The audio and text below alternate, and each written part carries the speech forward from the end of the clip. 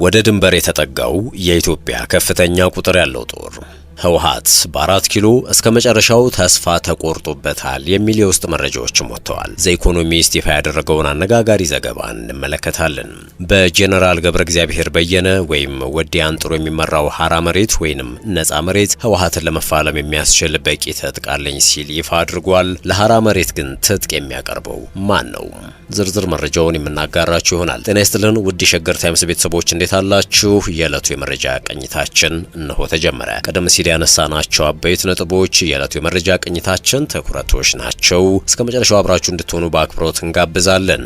ወደ ዝርዝር ጉዳዮቹ እናምራ።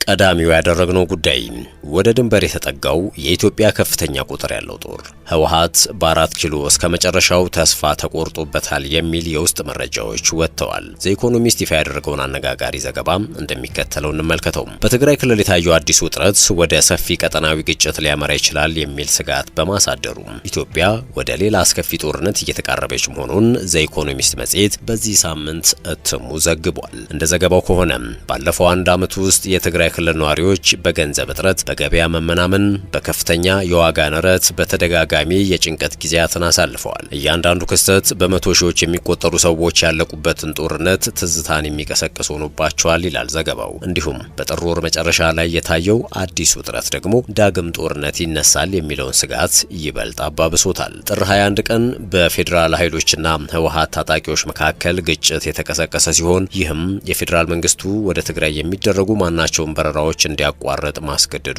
ዘገባው ያትታል። ከሁለት ቀናት በኋላ የመንግስት ድሮኖች በመካከለኛው ትግራይ ጥቃት ሰንዝረዋል ያለው ዘገባው የትግራይ ጊዜያዊ አስተዳደር ፕሬዝዳንት ሌተናንት ጀነራል ታደሰ ወረደ በወቅቱ የነበረውን ሁኔታ ሙሉ በሙሉ ጦርነት የሚመስል ነገር ሲሉ መግለጻቸውን ዘኢኮኖሚስት አስነብቧል። ዘኢኮኖሚስት ከቀናት በኋላ አፋጣኝ ውጥረቱ የረገበ ይመስላል ያለ ሲሆን ሌተናንት ጀነራል ታደሰ ወረደ በእሳቸው አስተዳደር ስር ያሉ ኃይሎች ቀደም ብለው ከገቡባቸው አንዳንድ አካባቢዎች መውጣታቸውን ገልጸው አለመግባባቶች በውይይት ሊፈቱ እንደሚችሉ መግለጻቸውን ጠቅሷል። ወደ ትግራይ የሚደረጉ በረራዎችም ጥር 26 ቀን በመጀመራቸው ዳግም ወደ ሙሉ ጦርነት ሊገባ ይችላል የሚለውን ስጋት ለጊዜው ማስቀረቱን ዘገባው አመልክቷል። ይሁን እንጂ ዘኢኮኖሚስት ዳግም ግጭት የመነሳት እድሉ አሁንም ከፍተኛ መሆኑን አስጠንቅቋል። ጠቅላይ ሚኒስትር አብይ አህመድ ጥር 26 ቀን በፓርላማ ባደረጉት ንግግር የህወሓት ሰዎችን ኢትዮጵያን ለማፍረስ የሚፈልጉ ከሃዲዎች ሲሉ ከሰዋቸዋል። መጽሔቱ የጠቀሳቸው አንድ የህወሓት ባለስልጣን በበኩላቸው የኢትዮጵያ መከላከያ ሰራዊት በሙሉ ኃይሉ እየተንቀሳቀሰ መሆኑን ገልጸው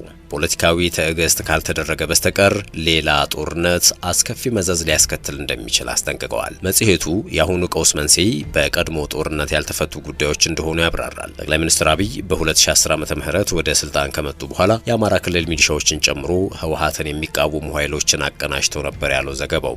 ከ2013 እስከ 2015 በነበረው ጦርነት ወቅት የአማራ ኃይሎች ወልቃይትን መቆጣጠራቸውን ጠቅሷል። ነገር ግን ህወሓት ከኦነግና ኦብነግ አንዱ ክንፍ እንደዚሁም ከውጪ ከሱዳን ጋር ፈጥሮት የነበረውን ጥምረት በዚህ ዘገባ አላካተተም። ይባስ ብሎም ላለፉት 5 ዓመታት በሱዳን ገዳሪፍ ግዛት እየሰለጠነ እየታጠቀና ወደ ወልቃይት ለመግባት መጠነ ሰፊ ዝግጅት እያደረገ ስለሚገኘው የህወሓት አርሚ 7 ስለተሰኘው ጦር የሰጠው ሽፋን የለም። ዘገባው ምንም እንኳ የ2015 የፕሪቶሪያ የሰላም ስምምነት ተፈናቃዮች ወደ ቀያቸው እንዲመለሱና አወዛጋቢ በሆኑ ግዛቶች ላይ ውሳኔ እንዲሰጥ ተጨማሪ ድርድሮች እንዲደረጉ ቢደነግግም የታየው መሻሻል ግን አነስተኛ መሆኑን አክሏል። ዘኢኮኖሚስት እንደዘገበው ከሆነ በ2016 ዓመተ ምህረት ወደ ወልቃይት ወይም ህወሓት ምዕራብ ትግራይ ወደሚለው አካባቢ የተመለሱ የትግራይ ተወላጆች ማስፈራሪያና ጥቃት ደርሶባቸዋል ያለ ሲሆን አብዛኞቹ ተፈናቃዮች ግን ለመመለስ አሁንም ከፍተኛ ፍርሃት አለባቸው ብሏል። የቀድሞ የጊዜያዊ አስተዳደር ፕሬዝዳንት ጌታቸው ረዳ ግን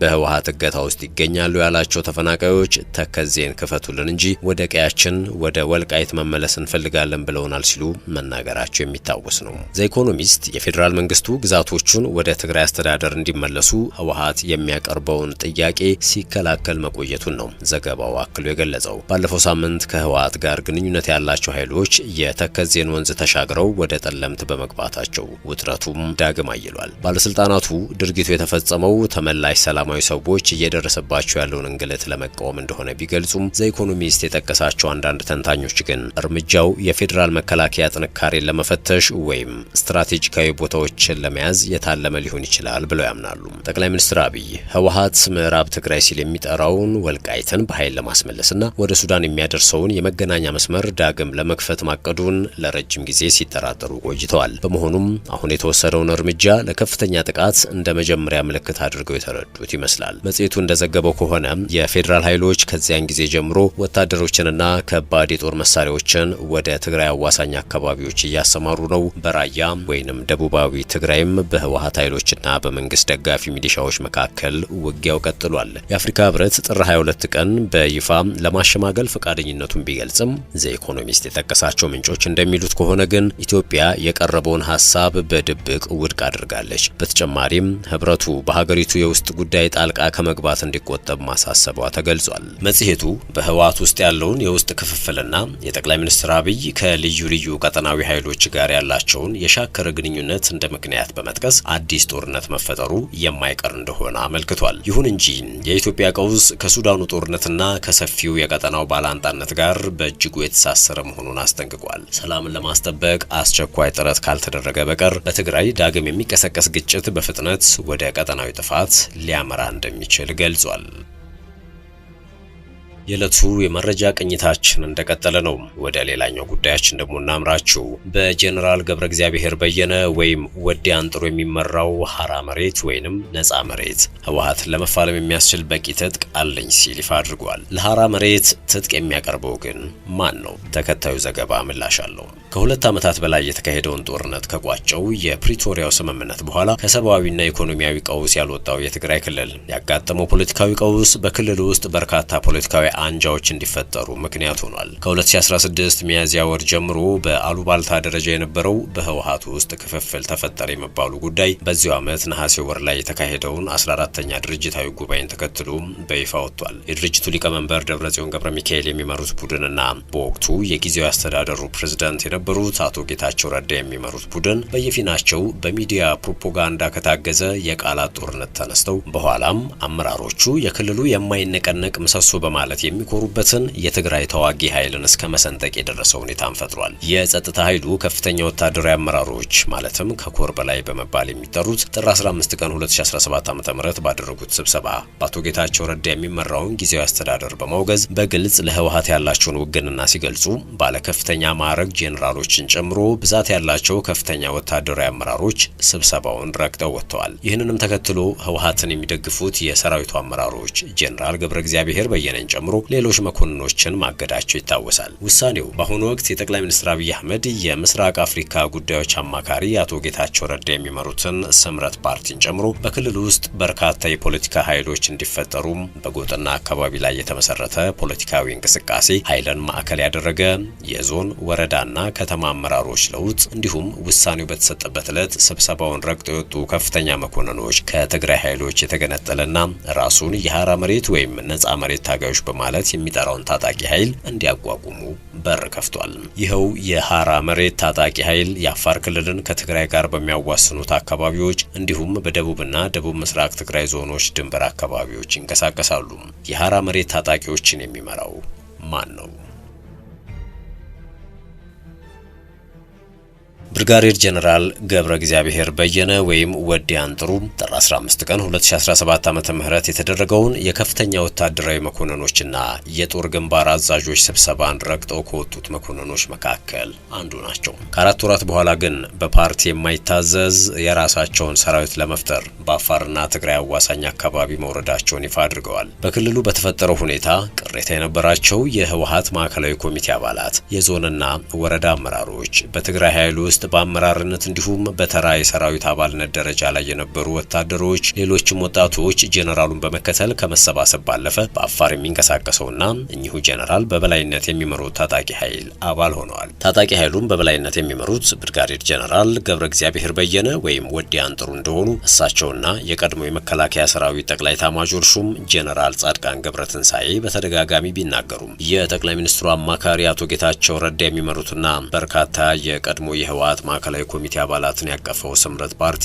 የታጣቂ ኃይሉ ፖለቲካዊ ክንፍ እንደሆነም በተደጋጋሚ ስሙ ይነሳል። አቶ ጌታቸው ረዳም ሆኑ ምክትሎቻቸው ፓርቲው የሚመራው ወታደራዊ ኃይል እንደሌለ በመግለጽ መረጃውን ውድቅ አድርገውታል ይላል የዋዜማ ዘገባ። ታጣቂ ኃይሉ በአፋር ክልል ነፍጥ አንግቦ የሚንቀሳቀስ ከመሆኑ ጋር ተያይዞ በትግራይ ክልል ያለውን ጊዜያዊ አስተዳደር እንዲሁም ህወሓትን ለማስወገድ እንደሚታገል ቢገልጽም የታጣቂ ኃይሉ አመራሮች ግን ወታደራዊ መንግስት የመመስረት ፍላጎት እንደሌላቸውና በክልሉ ውስጥ ሰላማዊ የፖለቲካ እንቅስቃሴን ለመፍጠር እንደሚታገሉ ይናገራሉ። ሆኖም ከ3 ወራት በፊት በደቡብ ትግራይ ዞን ወጀራት ተብሎ በሚጠራው አካባቢ እንዲሁም በአፋር መጋሌ ወረዳ ከትግራይ ኃይሎች ጋር በተፈጠረ ግጭት ከሁለቱም ወገን በኩል የሰው ህይወት ጠፍቷል። የክልሉ ሰላምና ጸጥታ ቢሮም ጥቃት ተከፍቶብኛል ሲል ክስ አቅርቦ ነበር።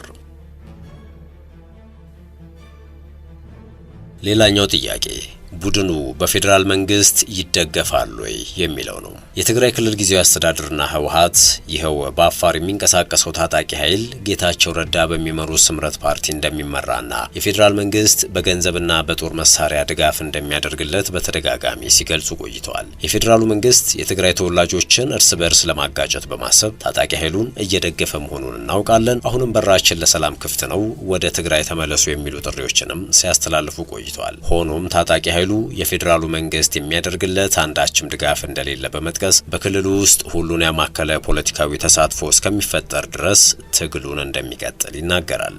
በአንዳንዶች ታጣቂ ኃይሉ በፌዴራል መንግስት ይደገፋል የሚል መደምደሚያ ላይ የተደረሰው ታጣቂው ቡድን ነፍጥ አንግቦ በጎረቤት ክልል አፋር ያለ ችግር መንቀሳቀሱ እንደሆነ ይገልጻሉ የክልሉ አመራሮች። ለሰላማዊ ዜጎች ስጋት የሚሆን ታጣቂ ኃይልን ከለላ መስጠት ብዙ ትርጉም አለው ሲሉም ይደመጣሉ። እንዲያውም በአንድ ወቅት ጄኔራል ታደሰ ወረደ ሀራ መሬት ጥቃት የሚሰነዝርብን ከሆነ እንደ ወጋን የምናስበው የአፋር ክልል አሊያም ፌዴራል መንግስቱ ነው ማለታቸው አይዘነጋም። ስምረትና የሀራ ታጣቂዎች ስምረት ፓርቲ ከጀርባ የታጣቂ ቡድኑን ይመራል የሚል የበረታ አስተያየት ይቀርብበታል። የቀድሞ የደቡብ ትግራይ ዞን ዋና አስተዳዳሪ አቶ ሀብቱ ኪሮስ በአሁኑ ወቅት የፓርቲው ምክትል ፕሬዝዳንት ናቸው። የስምረት ፓርቲ ምክትል ሊቀመንበር የሀራ መሬት ታጣቂዎችን አደራጅታችሁ ድጋፍ ታደርጋላችሁ ይባላል፣ የእርሱ አስተያየት ምንድን ነው በሚል ተጠይቀው ነበረ። አሁን በጥሩ ቁመና ላይ እንገኛለን። በአሁኑ ወቅት የፌዴራል መንግስት የሚያደርግልን አንዳችም ድጋፍ የለም። ድጋፍ የሚያደርጉልን በሀገር ውስጥና በውጭ ያሉ የትግሉ ደጋፊዎች ናቸው። እስካሁንም ወደ 3 ሚሊዮን ብር ገደማ ድጋፍ አድርገውልናል ሲሉ መናገራቸውን ዋዜማ ራዲዮ አስነብቧል። እኛ ያሉት ስምረት ፓርቲም የትጥቅ ትግሉ አካል ነው እንደማለት ይሆን በሚል ከዋዜማ ለቀረበላቸው ጥያቄ ሲመልሱም የትግሉ ዓላማን እንደግፋለን እንጂ ፓርቲያችን የሚመራው ሰራዊት የለም የሚል ምላሽ ነው የሰጡት። የተከበራችሁ የሸገር ታይምስ ቤተሰቦች አሁን የያዝነው የመረጃ ቅኝታችን አበቃ። ስለተከታተላችሁን ከልብ እናመሰግናለን። በያላችሁበት ሰናይ ጊዜ።